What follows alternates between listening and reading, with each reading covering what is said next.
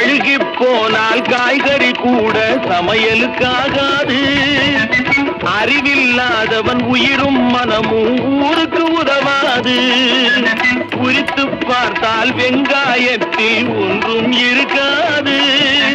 உளறித் திரிபவன் வார்த்தையிலே ஒரு உருப்படி தேராது.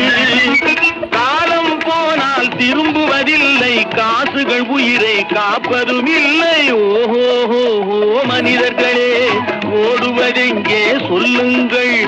உண்மையை வாங்கி பொய்களை விற்று உருப்பட வாருங்கள்.